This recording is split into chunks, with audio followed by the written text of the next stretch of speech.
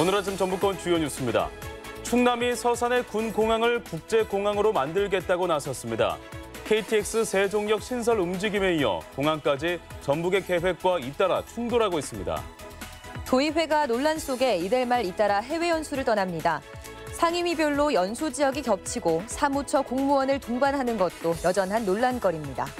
전북 보건당국도 메르스 방역에 비상이 걸렸습니다. 접촉자 1명에 대한 관리와 함께 중동 여행객에 대해 면밀한 모니터링에 나섰습니다. 전라북도 지역은 오늘 구름 많은 가운데 일교차가 크겠고 미세먼지 농도는 좋음 수준을 보이겠습니다. 여러분 안녕하십니까? 전주 MBC 뉴스투데이입니다. 충청남도가 교통 인프라 확충을 이유로 서산의 신공항을 추진하면서 전북과 경쟁하는 양상을 보이고 있습니다. 네, 최근 이해찬 민주당 대표의 새만금 공항 반대 발언까지 감안해보면 쉽게 넘길 만한 사안은 아니라는 지적입니다. 유룡 기자입니다. 충청남도는 민주당 중앙당과 예산정책협의회를 열고 서산 비행장의 민항기 취향을 첫 번째 과제로 제시했습니다. 전국의 광역지자체 가운데 민항기가 뜨는 공항이 없는 곳은 유일하다며 현재 공군이 쓰고 있는 서산 비행장에 민항기를 띄워달라는 요구입니다. 공군 비행장을 활용한다면 큰 비용을 들이지 않고도 민항 유치가 가능합니다. 세안 지역에 새로운 하늘길을 확보할 수 있도록 많은 지원을 부탁드립니다. 2023년 대중국 노선 확보를 목표로 지난 연말 국토부의 사전 타당성 조사도 통과해 신공항 건설을 자신하고 있습니다. 2023년 세계 잼버리에 맞춰 새만금의 공항을 추진하던 전북이 최근 관련 용역비 25억 원 가운데 단 한 푼도 확보하지 못한 것과 대조적입니다. 게다가 최근 세종시 출신인 이해찬 민주당 대표가 당대표 경선 과정에서 전남 무안공항을 이유로 새만금 공항 반대 의사를 밝힌 것도 충남의 이해득실과 무관하지 않아 보입니다. 잼버리가 5년밖에 남지 않은 상황에서 공항 관련 예산이 전액 삭감됐지만 전라북도는 여전히 국회에서 예산 확보가 가능할 것이라는 기대를 내비칩니다. 많은 노력을 했습니다만 정부 안에는 반영되지 못했고 국회 심의 과정이라는 기구가 있기 때문에 최선을 다하겠다는 말씀을 드리고요. 새만금 공항 대신 무안공항을 이용하라는 광주 전남에 이어 충남까지도 전북의 발목을 잡는 양상. 전북에 과연 독자적인 국제공항 건설을 관철시킬 정치력이 있는지 의문이 커지고 있습니다. MBC 뉴스 유룡입니다. 고창과 부안군의 해상 경계선 갈등이 헌법재판소로 넘어갔습니다. 고창 앞바다에 들어선 해상풍력단지 관리를 부안군이 맡으면서 시작된 갈등인데요. 헌재 재판관이 현장 검증에 나섰습니다. 한범수 기자입니다. 해상 경계선을 놓고 갈등을 빚어온 고창과 부안 두 자치단체가 헌법재판소에서 권한쟁의 심판을 벌이게 됐습니다. 현장 검증에 나선 헌법재판관은 직접 배를 타고 분쟁 해역을 둘러보며 양측의 의견을 들었습니다. 두 지자체의 갈등은 2년 전 고창 앞바다에서 서남해 해상풍력단지 사업이 추진되던 시기로 거슬러 올라갑니다. 당시 사업을 추진한 한국해상풍력은 인접한 고창군이 아닌 부안군에서 건설 허가를 받았습니다. 국가기본도는 고창 관할 해역을 육지로부터 5km 이내로 한정해 풍력단지가 들어선 곳은 고창 앞바다임에도 부안군 해역으로 명시돼 있기 때문입니다. 고창군은 즉각 반발했습니다. 국가기본도상의 해상 경계는 부안의 부속도서인 위도를 표시하기 위해서일 뿐 실제 경계처럼 잘못 인식되었다는 겁니다. 바로 고창군 눈앞에 있는 바다잖아요. 이건 상식적으로나 국제법적으로나 헌법적 논리나 고창군 앞바다가 분명합니다. 이에 대해 부안군은 위도 주민을 포함한 부안 어민들이 실제 활동해왔고 50년 가까이 행정력이 미쳐온 부안 고유 해역이라고 주장합니다. 행정 권한이 거기에 미쳤냐 안 미쳤냐고요. 사무 처리를 어떻게 했냐. 이 모든 것을 63년 이후에 부안군이 해왔기 때문에 헌법재판소는 일단 기존 판례와 함께 두 지역의 상황을 충분히 고려하겠다는 입장입니다. 여기는 특히 이제 풍력 발전소라는 시설물이 있어가지고 그게 이제 어떤 변수로 작용할 것인지는 재판관님들이 이제 합의를 해서 3년 전 비슷한 갈등을 겪은 충남 홍성과 태안의 경우 당시 헌재는 바다 이용의 형평성을 우선 고려한 적이 있어 이번 판결에 어떤 영향을 미칠지 관심입니다. MBC 뉴스 한범수입니다. 전북교육청이 자율형 사립고 재지정에 대한 부정적인 입장을 재확인했습니다. 김승환 교육감은 간부회의를 통해 자사고 재지정 점수를 현행 60점에서 80점으로 높여야 자사고 자격 유지의 필요성을 입증할 수 있을 것이라고 밝혔습니다. 도내 자사고 재지정 심사는 전주 상산고는 내년, 익산 남성고와 군산 중앙고는 2020년에 예정돼 있습니다. 해외 연수 과정에서 불거진 금품 수수 의혹에 현 의장에 대한 수사가 한창인데도 도의회는 또다시 해외 연수를 밀어붙이고 있습니다. 일정을 예산에 짜맞추다 보니 매번 연수 계획이 겹치는 데다 의원보다 많은 공무원이 동원되고 있습니다. 김한광 기자입니다. 전라도 의회가 오는 28일부터 5개 상임위원회 해외 정책 연수 일정을 확정했습니다. 최근 불거진 해외 연수 뒷돈 의혹 탓인지 여행사 선정에 입찰 방식까지 도입했다지만 논란은 여전합니다. 5개 상임위원회 연수 지역이 모두 일본과 말레이시아, 싱가포르로 겹칩니다. 농산업 경제와 문화건설 안전 상임위원회는 같은 도시의 날짜까지 비슷합니다. 250만 원의 의원 연수 예산에 맞추다 보니 불가피하다는 설명입니다. 아시아권하고 동남아시아권으로 집중될 수밖에 없는 건 일단 예산 문제죠. 네, 그렇죠. 그것도 있고 그것이 가장 큰 문제죠. 예산 문제. 두 상임위원회는 사포로 지진을 이유로 연수 일정을 전격 무기한 연기했습니다. 공무원 동원도 바뀌지 않았습니다. 심지어 행정자치위원회는 의원 수보다 함께 가는 공무원이 더 많습니다. 공무원들 나가서 뭔가 배워야 봐야 우리가 우물하는 개구리구나라는 생각을 하게 될 것이고 기회 있을 때 더 많이 보는 것도 저는 필요하다고 생각합니다. 의원 연수가 맞는지 헷갈릴 지경인데 관행적인 공무원 동원의 비판이 거셉니다. 관행적으로 도원들의 의전을 또는 보좌를 위해서 그 인원이 좀 편성되지 않았나, 좀 과하지 않나. 행정자치와 문화건설 안전 상임위원회는 재난안전으로 연수 목적까지 중복됩니다. 이렇게 계획된 도의회 해외 연수단은 67명에 순수 연수 예산만 1억 6천여만 원 규모, 제도 개선의 요구가 커지고 있습니다. 정책 연수의 목적을 먼저 정확히 설정하고 거기에 맞는 예산을 어떻게 사용할지에 대해서 검토하는 게. 혈세 낭비 논란 속에서도 해마다 반복되는 지방의원의 관행적인 해외 연수, 제도 개선의 요구는 거센데 좀처럼 바뀔 줄 모릅니다. MBC 뉴스 김한광입니다. 전주 시내 음식물 쓰레기를 처리하는 리사이클링 타운 직원들이 노동 조건 개선을 요구하며 파업에 들어갔습니다. 당장 수거의 차질이 예상되고 장기화될 경우 추석 명절 음식 쓰레기 대란도 우려됩니다. 이경희 기자가 보도합니다. 음식물 쓰레기를 분해 처리해야 할 기계들이 멈춰섰습니다. 수거된 음식 쓰레기는 처리되지 못한 채 쌓이고 있습니다. 24시간 기계가 돌아가야 하루 250톤 분량을 처리할 수 있지만 이곳에서 일하던 20명의 직원들이 파업에 돌입했습니다. 1년씩 계약을 하는 이들은 고용이 불안정하고 임금 수준도 동종업계 80% 수준에 머물고 있다며 무기한 파업에 들어갔습니다. 불안안정하죠. 사실상 11월 달 되면은 사실상 그렇다고 해서 임금을 그만큼 올려준다는 것도 아니고 여거 갈래 아니면 나가 이런 식으로 통보만 하니까는. 전주에서 발생하는 모든 음식물 쓰레기를 처리하는 종합 리사이클링 타운. 운영업체인 태영건설은 노조원들이 주장하는 임금 인상폭이 너무 크고 정규직 전환도 어렵다며 외부 위탁을 맡겨서라도 쓰레기를 처리하겠다고 밝혔습니다. 오늘하고 내일 정도는 이렇게 받아서 저장을 할 수가 있는데 그 이유가 이제 지속된다고 하면 외부 위탁 처리를 반드시 해야 되고요. 수거가 지연될 가능성이 좀 있습니다. 한 2, 3일 정도. 추석을 전후해서는 하루에 50톤 정도 음식물 쓰레기가 늘어나기 때문에 시민 불편이 커질 것으로 예상됩니다. 전주시는 파업이 장기화되지 않도록 조만간 노사와 함께 자리를 마련해 대화를 나누기로 했습니다. MBC 뉴스 이경입니다. 전주시의회 김윤철 의원은 시정 질의를 통해 전주의 주택 공급률이 108.9%에 달함에도 전주역 인근에 또다시 6천여 세대의 초대형 건설 사업이 추진돼 구도심 집값 하락이 우려된다고 지적했습니다.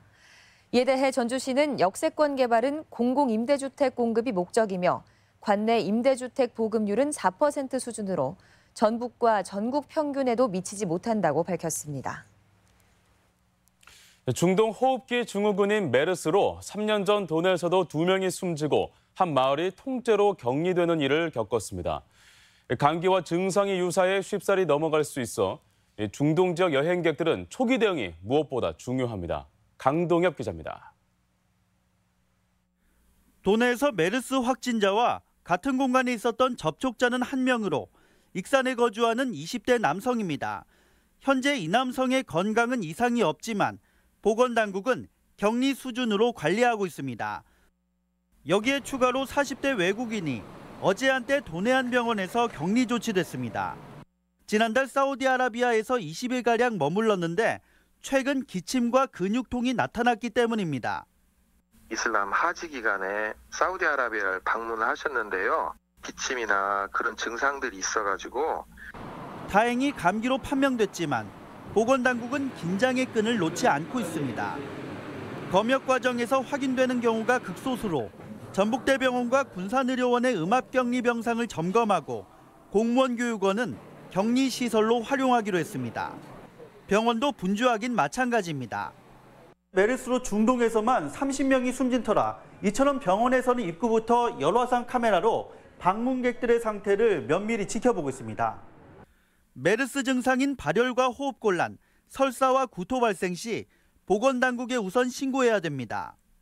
직접 의료기관을 방문하지 마시고 관할 보건소나 질병관리본부 1339로 전화하셔서 상담을 받으신 후 3년 만에 다시 찾아온 메르스. 초기 대응이 중요한 만큼 도민들의 관심과 협조가 그 어느 때보다 필요합니다. MBC 뉴스 강동엽입니다. 학교 급식으로 나온 케이크를 먹고 식중독 증세를 보인 학생들에게 치료비 전액이 보상됩니다. 식중독의 원인인 케이크를 공급한 풀무원 푸드머스는 피해 학생들에게 치료비 전액과 급식 중단에 따른 피해를 보상할 계획이고 사태 해결까지 상담센터도 운영하겠다고 밝혔습니다. 전국적으로 식중독 사태를 불러일으킨 케이크로 인해 도내에서는 800명이 넘는 식중독 의심 환자가 발생했습니다. 식중독균 살균력을 극대화할 수 있는 기술이 개발됐습니다. 한국식품연구원 소비안전연구단은 스테인레스 용기 등의 프로테이나제 K효소를 첨가할 경우 식중독균이 형성하는 바이오필름은 억제해 세균 숫자가 99% 이상 감소하는 것을 확인했습니다. 연구원은 이때 추가적으로 염소 살균제를 넣으면 99.9% 이상의 세균을 불활성화시킬 수 있다며 식중독 예방에 활용하는 방법을 연구하고 있다고 밝혔습니다.